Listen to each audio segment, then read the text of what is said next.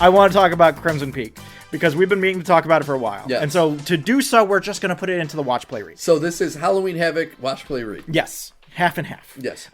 So this is an interesting movie because the more people I talk to about it, the more I find that it's similar to the Rohirrim in that we in this house really, really like it. But a lot of people, like War of the Rohirrim, kind of are on the fence about it, don't love it, find that it's super tropey, don't really like kind of the direction that the story goes in. I had a buddy who was looking for a good ghost movie. He loves Mike Flanagan. When I talked to him about House of Usher, he was just as excited about it as we were, and he watched it 2 years ago when it came out.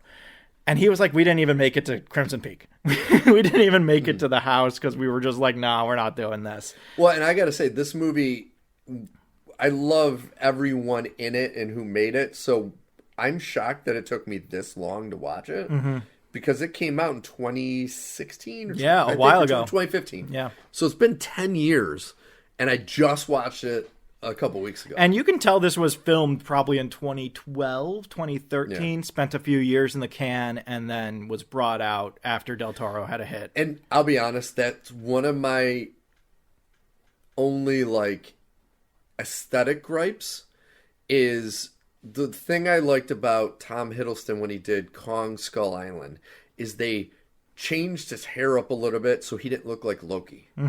He looked like full-on Loki in this movie. Like, appearance-wise. Yeah. He had that, like, super dark black hair and appearance, and it's right in the heart of the Loki. It's, like, right after Thor to the Dark World and before Ragnarok. So it's heart of Loki. And I'm looking at it, I'm like, at least, like, they, like, in, I think, Kong, they, like, lightened his hair, made it, It was like more a blonde. blonde, brown type thing. Yeah, he had like a honey I blonde. kind of wish they would have done that because it really did look like fucking Loki. Yeah. See, like, I really like this movie because of the tension that everything brings. I do like that it is one of those movies where it's like, okay, so Alice in Wonderland is going to hang out with the guy from Pacific Rim, and he really likes her, but he doesn't know how to tell her that, and she is just kind of like, if he comes around, but he's got to make the first move, and then she meets Loki, and Loki is like crazy, and she's crazy for him, even though she despises him. And then now I have to think of a Jessica Chastain role, the woman from The Help.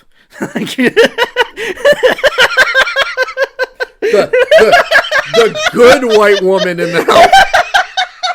She's not a good white woman here. No, but in The Help, she's the only good white woman in that movie. Let's preface that. Let's preface that. Yes.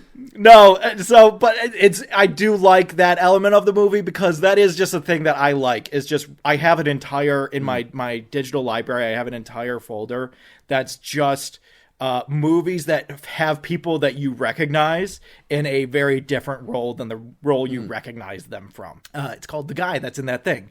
But I like that so many of these people have such familiar faces, but are portraying very different kind of characters than they usually do. Although I will say Tom Hiddleston is doing kind of like a light Loki, where there is definitely like, he's definitely hiding something. There's definitely something afoot with his whole thing, which is part of the characterization. It's part of what's going on with the plot. But I really like Charlie Hunnam in this movie, and I really like he was in it. I didn't know he was in it. When I saw him, it kind of caught me off guard. I love Mia Wasikowski, or however, Mia Wasikowski. I can't remember how you pronounce it, but I love her. She's so good in this movie. And it has a lot of, yes, it is super trope heavy. You know, it's one of those things where like all the ghosts are trying to help her, but they scare her because that's the only way ghosts can appear is by being frightening. And so they all scare her, but they're all trying to help her. And ultimately all of that convalesces at the end of the movie. You have the weird relationship between the siblings. Ooh, what's going on with these two? Oh, what's up with this? But like, and you have the whole Charlie Hunnam thing of like, he's a doctor, he's a good guy, but he's just not sure how to say that he likes this girl. And then he loses his chance and now he has to run off and save her. You know, yeah, tropey. Sure. Absolutely. There's a dog that comes in. You're like, oh, I fear for this dog. And you should. Yes. That said, the Del Toro of it all is what does it for me. In a lesser, like if you gave this movie to Robert Rodriguez it'd be a fucking mess. You have the exact same cast, the exact same script, and it would just be a fucking mess because he doesn't know how to do all of this. The whole look of the movie is so good to me. Yes. And one, I'm a sucker for anything that takes place nearby. This starts in Buffalo, which is awesome. The fact that the beginning of this movie takes place in Buffalo, you're like, Buffalo. All right, cool. I love it. Once you actually get to the peak of Crimson Peak, that house is so incredible. Yeah. It's such an incredible house, and it's so full of, again, very tropey things of like, oh, don't take the elevator any lower than this floor. Don't worry about that. That's just the house settling. It's not the house settling. Don't worry about the goo coming out of the floors. That's just from the clay. Technically true, but like we've seen this in other things too, where the mysterious goo coming out of sources, and you're just like, what's up with that? Well, here it's just clay. It's just, whatever. I really like the premise that it's a con. I don't want to necessarily spoiler warning moving forward. I like this movie a lot, so we're going to get into spoilers. I like the con element of this because that mystery, as it starts to unravel, where Tom Hiddleston shows up and he's talking to her dad, and he's like, oh, we're like just trying to raise funds and we're doing this. And then the dad is like, oh, and you also were trying to raise funds in London and in Edinburgh and Milan. Also interesting that they were like, we got to go someplace way different. We cannot stay on the island. We got to go someplace as different as possible to run our con. And all of those locations keep coming back up in the plot of the story because there's a con going on. But as the con is, revealed and the final destruction is shown, it's just like, oh shit, when she finds the wax cylinders and you're like, oh shit, okay, this is where we're going. It has that great gothic horror, like there's just ghosts kind of in the background, just kind of like taking up space but not being present in the story. I love the way people die is so gruesome and yet haunting. The end of Hiddles, as it were, when he shows up at the end as a ghost, and you're like, oh shit, that's right, he did get stabbed in the face. I do gotta say though, his ghost kind of reminded me of the ghost in Stardust. When he yeah, I can see that. He fits right alongside those brothers. Because it kind of looked that same vibe to it. Definitely. Because for anybody who doesn't know, in Stardust, all the brothers who die show up as ghosts in the form that they died in. And it's fucking awesome. Hilarious. It's so great. And so when he shows up, he has the most chill version of that, but he just has like a big cut and that's gushing out of his face, and his eye is like looking off in the wrong direction. You're like, this is grotesque. I don't care for this. The knife fight between Jessica Chastain and Mia Wasikowska is, again, terrifying because you're just like, I don't want to see this. This looks awful. Everybody get tetanus shots. This is so bad. But I really like the style and look of this movie. And the Del Toro of it all is what I would recommend highest of it, followed closely by Mia Wasikowska's performance. She's great in it. Every time she puts on her little glasses and starts reading, you're just like, oh, she's finding the mystery. The stuff with Charlie Hunnam is interesting. It's almost Shining-esque in that, like, he's like, I gotta go save her. And then he gets to the house. He's like, I'm gonna save her. And then he immediately gets walloped. And you're like, oh, great. Another body that we have to save. Okay. Cool. So helpful. Thank you. I'm glad you made it. Thank you for coming. Now we're all fucked. But that said, I really like this movie. It's not perfect. It is super tropey. The pacing on it does get a little languid in the second to third act in that connecting point when you get to the inevitable poisoning that takes place. Because, again, it's super tropey. But I really like this movie, and I do wish more people talked about it. And I'm glad we watched it because I'm seeing it from the same perspective as you, but a different perspective. Yeah, I've seen it several times. I needed to really... I'm glad we didn't talk about the last couple weeks because I needed to marinate on this a little bit. Yeah. So I agree with you aesthetically. I give this movie set design, costumes, effects, A++. Gorgeous to look at. Yeah. The ghost designs are awesome. Yeah. The special effects are great. Crimson Peak looks amazing. I love how they use the the clay and the red is like blood. Yeah. And, people like traps it around on their feet. The walls and are stuff. bleeding. Exactly. Yeah. I love that. And even Buffalo and the way America looked and everything, great. Yeah. I love it. Costumes, great. I've seen so many movies that followed this storyline that it was too tropey for me. So I honestly gave the story like a C. Yeah. So that's why the movie for me is in like a B to B plus, just because the story was just, I was very let down by it. Like, I knew what was coming at the end. I'm like, I know what's coming. Yeah. And I know that Jessica Chastain is the leader of this family con. She's the murderer. She's the one putting everything on. She's the one running everything. Yeah. She's the one that's sexually exploiting her brother on multiple levels. Yeah. And where I did like the other two leads, I wasn't as big on Jessica Chastain. And I like Jessica Chastain. I wasn't as big on her character. I thought she played it a little too curly of the mustache. Yeah, I can see that. Because like, she can't sit in the same room as Mia. I can't remember her character name. But she can't sit in the same room as her without having like this repulsive response. And you're just like, okay. And somebody like her who is intelligent and is in charge of this con where you're supposed to be conning a person, you would think she would play it more as a fake nice. Edith. Yeah. But you think she would play it as more of a fake nice than just, I am obviously the bad guy in this movie. Yeah. Like, from the time you meet her, you're like, oh, you're the fucking bad guy. Yeah. The moment she starts poisoning stuff, she starts getting really nice. Yeah. So Edith will start eating things that she gives her.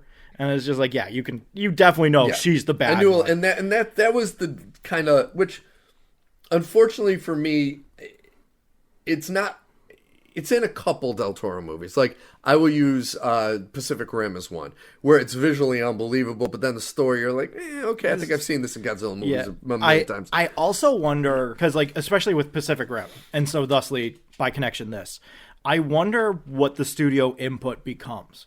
Because one of the things that I feel, especially about Pacific Rim, is that is a movie that is drenched in studio interference. Yes. I truly believe that Del Toro meant for Mako was supposed to be the lead character in that movie. And then Charlie Hunnam comes in as like a teacher type, and then they fall in love and all these other things. But the story centers around Mako, which you can clearly tell once Mako is introduced to the plot, the story becomes about her and other characters around her.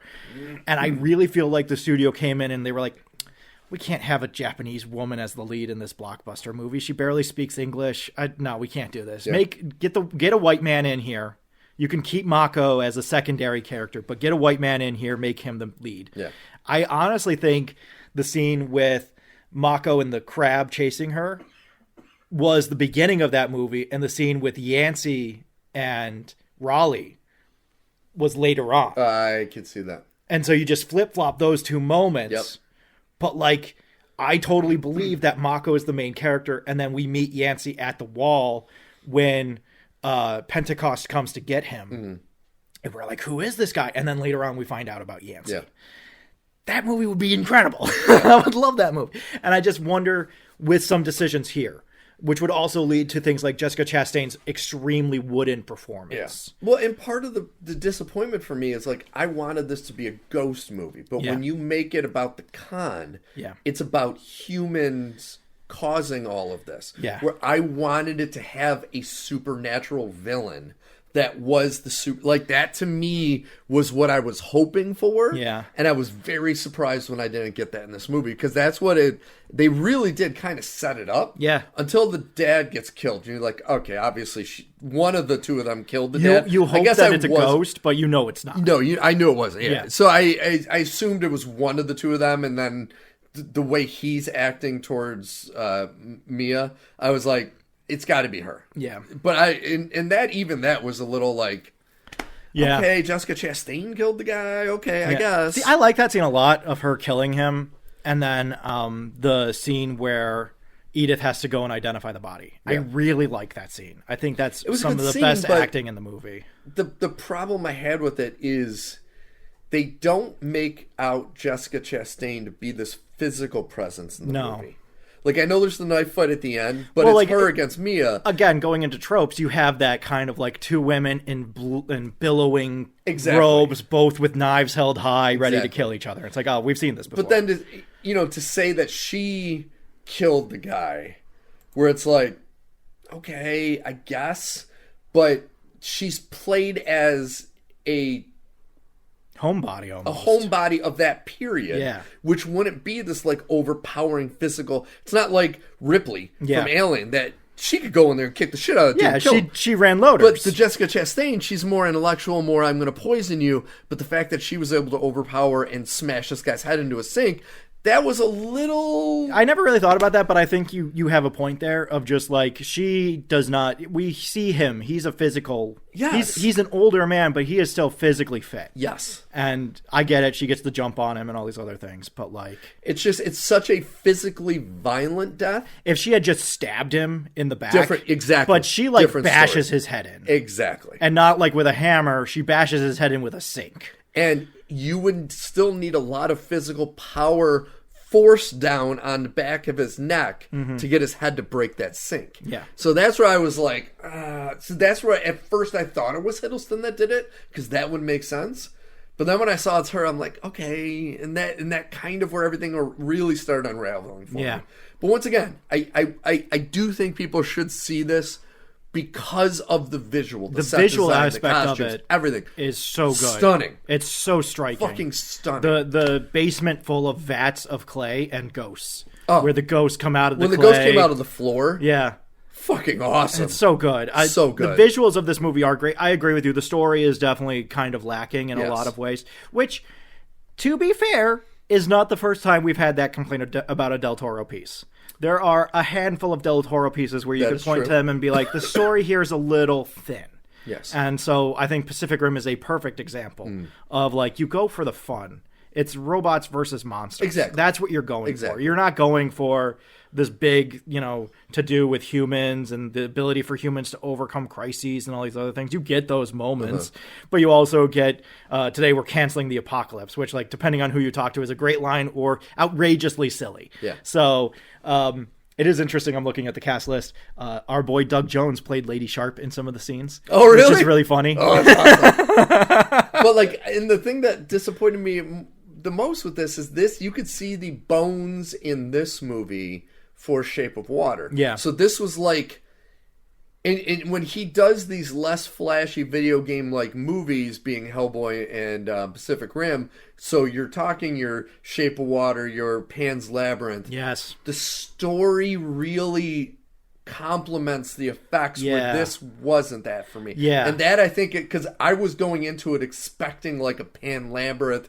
set story like Which, that. like, this has some of the same DNA of that. Definitely. It does. But it does. I agree with you. It does not deliver No. on some of the premises and justifications that the story Exactly. gives you.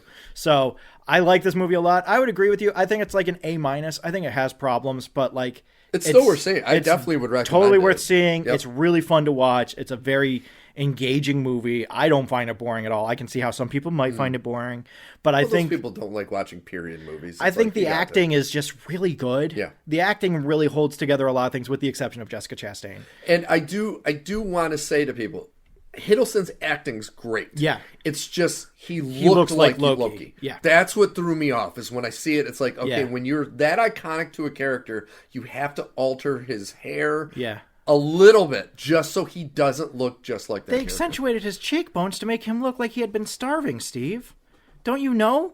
Loki's all well fed. He has the cheekbones of a god. It just made him look prettier. I know. I'm sorry. I know. He's a pretty man. Even as a ghost, he's like, that's a good looking man. He's so pretty man, yeah.